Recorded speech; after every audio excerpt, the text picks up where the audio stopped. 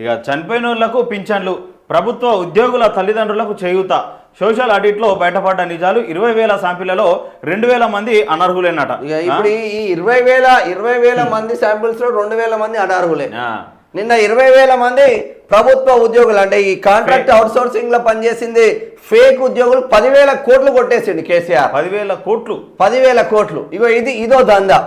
చనిపోయిన వాళ్ళకి కూడా పెన్షన్లు మీరే తింటే పీనుగుల మీద శవాల మీద పేరాలు ఏరుకున్నట్టున్నది రా మీ కథ. ఆ ఇంటోళ్ళకి ఇయ్యరు, మళ్ళా అధికారులకు నాయకులు వేసేస్తారు. శవమే శ్మశాన వాటికల నుంచి లేసొచ్చి సంతకం పెడుతుంది. నెల నెల సంతకం పెట్టి మళ్ళీ శ్మశాన వాటికకు పోయి పడుకుంటుంది. అది శవమే. రాజకీయ నాయకులు రా అన్నప్పుడు వచ్చి అక్కడ సంతకం పెడితే ఆ 2,000 రూపాయలు జేబులు వేసుకుంటే మళ్ళీ పోయి శ్మశాన వాటికలో పడుకుంటుంది. లేదంటే శవమే వచ్చి 2,000 తీసుకొని పోయి మళ్ళీ శ్మశాన వాటికలో పడుకుంటుంది. ఇటువంటి దరిద్రులను ఏం చేయాలి చెప్పిగా. ఇక కార్లు, బంగ్లాలు, పెట్రోల్ బంకులు ఉన్నోళ్ళు తీసుకుంటున్నారు. 50 ఏళ్ళు నిండకున్న వృద్ధాప్య పెన్షన్ అందుకుంటున్నారు. గత ప్రభుత్వ హయాంలో రాజకీయ ఒత్తిళ్లు, ఫీల్డ్ లెవెల్ పరిశీలన లోపం ఇక కారణంగానే బోగస్ పింఛన్లు 4 జిల్లాల్లో ప్రైవేట్ ప్రాజెక్టు పూర్తి చేసిరట. ఏమి పెట్రోల్ బంకులు, కార్లు ఉన్న వాళ్ళు తీసుకుంటున్నారు. నిరుపేదలు, నిస్సాయులకు అందాల్సిన సామాజిక పెన్షన్లు పక్కదారి పడుతున్నాయి. నెల నెల లక్షల్లో జీతాలు తీసుకుంటున్న ప్రభుత్వ ఉద్యోగుల తల్లిదండ్రులకు చేయూత అందిస్తున్నది. కార్లు, పెద్ద పెద్ద బంగ్లాలు ఉన్నోళ్ళు, ఆఖరికి పెట్రోల్ బంకులు నడిపేటోళ్ళు, వారి కుటుంబ సభ్యులు సైతం నెల నెల పెన్షన్లు అందుకుంటున్నారు. వైకల్యం లేకుండా దివ్యాంగ పెన్షన్ 50 ఏళ్ళు. వైకల్యమే లేదంటే వాడు దివ్యాంగ పెన్షన్లు ఉంటున్నారు. 90% వైకల్యం ఉందిరా నాయన, మాకు దివ్యాంగ పెన్షన్ ఇవ్వండి అని మొత్తం తిరిగి బెజారినా కూడా వాడికి పెన్షన్ వస్తలేదు. శిబిరం సర్టిఫికెట్ ఉంటుంది మన దగ్గర, పాపం వాళ్ళు ఇయ్యరు, పెన్షన్ వస్తలేదు. మా ఊర్లో ఒక ఆయన ఉంటాడు, నాకు ఒక ఇంటర్వ్యూ చేస్తాయి సార్ ఊరికి పోయినప్పుడు. కరెక్ట్ ఇంతే ఉంటాడు ఆయన, మన చెయ్యంత ఉంటాడు. అవునా? హరియానా ఉంటాడు, చెయ్యంత ఉంటాడు. ఆయన మాట్లాడే మాట తుటలాగా వెళ్తాయి. బొర్లుకుంటా వెళ్తాడు. అది షూట్ చేస్తా. ఎక్కడికి వచ్చింది? వృద్ధాప్య పెన్షన్ అందుకుంటున్నారు, బోగస్ పెన్షన్. వైకల్యం ఇక్కడ తీసుకుంటున్నారు. వైకల్యం లేకుండా దివ్యాంగ పెన్షన్, 50 ఏళ్ళు నిండకుండా వృద్ధాప్య పెన్షన్ అందుకుంటున్న వారు ఉన్నారు.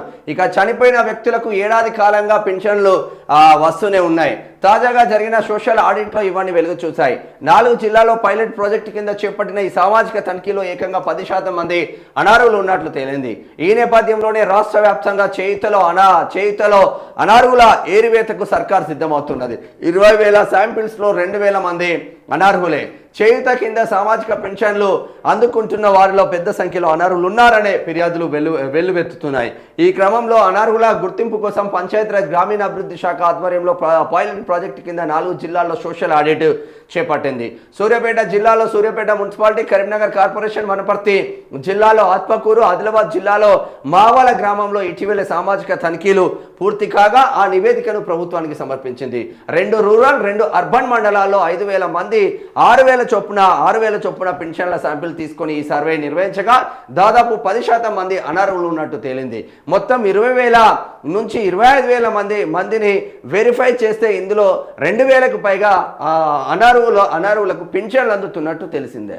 అనర్హులకు 20,000 మందినే 2,000 మంది పెన్షన్లు అంటే రాష్ట్ర వ్యాప్తంగా ఉన్న పెన్షన్లు తీసుకునే దాంట్లో ఇక దీనికి పెద్ద ఎత్తునే ఉంటుంది. ఇది కూడా ఇక ఇంకోసారి చూద్దాం. సూర్యాపేటలో వ్యక్తికి 3 అంతస్తుల బిల్డింగ్ ఉంది, మంచిగానే. కోటేశ్వరుడైన ఆయన ప్రస్తుతం నెల నెల వృద్ధాప్య పెన్షన్ పొందుతున్నాడు, మంచిగానే ఉన్నది. ఇక ఇదే మున్సిపాలిటీలో ఇప్పుడు ఇక వాళ్ళు తీసుకోవడంలో తప్పు కూడా లేదు. ఇప్పుడు మీకు జీతం వస్తుంది, మీరు ప్రభుత్వ ఉద్యోగులే అంటారు. ఒక నెల రోజులు ఎమ్మెల్యేగా పనిచేసినా కూడా మీకు నెల పెన్షన్ వస్తుంది. తర్వాత ఒక నెల రోజులు ఎంపీగా పనిచేసినా కూడా ఎంపీ పెన్షన్ సపరేట్ వస్తుంది, ఎమ్మెల్యే పెన్షన్ సపరేట్ వస్తుంది. 2 పెన్షన్లు వస్తుంది.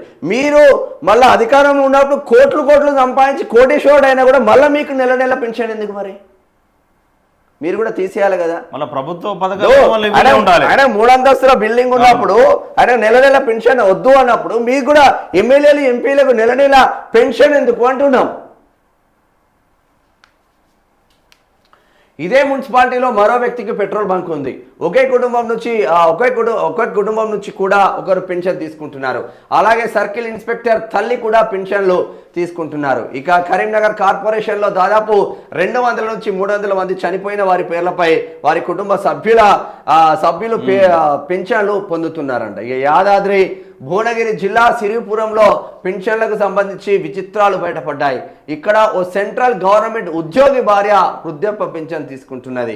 ఇదే గ్రామంలో చనిపోయిన వ్యక్తుల పేరిట ఆ పెన్షన్లు తీసుకుంటున్నట్లు ఆడిట్లో తేలింది. ఇది బాగానే ఉంది, మేమేమంటున్నామంటే ఇది బాగానే ఉంది, పేద ప్రజలు కొల్లగొడుతున్నారు అని మీకు బాగానే ఉంది.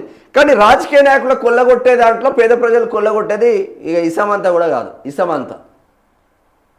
ఇప్పుడు వాళ్ళు తీసుకుంటున్నారా తీసుకోవట్లేదా, తీసుకున్నా కూడా తప్పు కాదనుకుందాం. మరి మీకెందుకు పెన్షన్లు అంటున్నాం. కేంద్ర రాష్ట్ర సర్కారులు ఏం ఆలోచిస్తున్నాయి? ఒక్కసారి ఎమ్మెల్యే అయితే ఒక్కసారి ఎంపీ అయితే 2 పెన్షన్లు మీ అయ్యా జాగిరిలాగా ఎందుకు తీసుకుంటున్నారా నాయన మీరు? మాకు 2 పెన్షన్లు వస్తాయి, మేము అర్హత లేదు అని బాల్క సుమన్ అటువంటి క్యాండిడేట్ ఒకసారి ఎమ్మెల్యే ఒకసారి ఎంపీ 2 పెన్షన్లు మీ ఇంట్లోకి ఎట్లా తీసుకుంటున్నావు బాల్క సుమన్? ఎగ్జాంపుల్ చెప్పిన, బాల్క సుమన్ ఒకటే కాదు, బాల్క సుమన్ ఎస్సీ బిడ్డ తీసుకోవడంలో తప్పులేదు.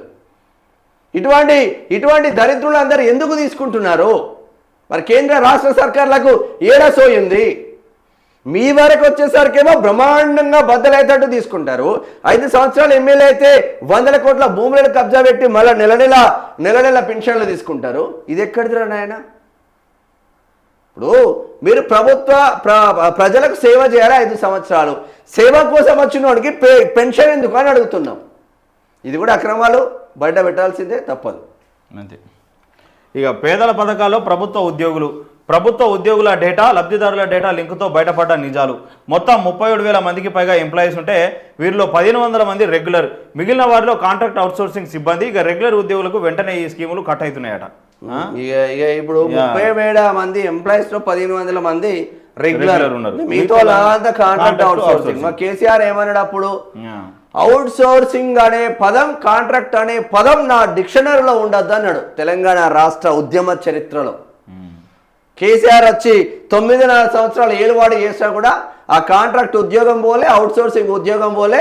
20,000 మంది ఎంప్లాయీస్ని పెట్టుకొని 10,000 కోట్లు కొల్లగొట్టేళ్ళు.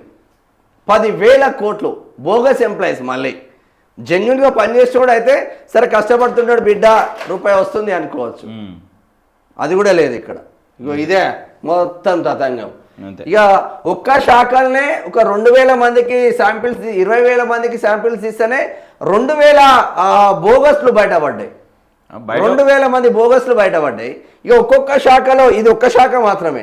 ఇటువంటి అన్ని శాఖలలో ఎంత పెద్ద ఎత్తున అవినీతి జరుగుతుందో మీరు ఒకసారి అర్థం చేసుకోండి. రాష్ట్రాల వరకు పరిమితం, వీటిని రికవరీ అయ్యారు, మనీ అయ్యారు, మశానం లేదు.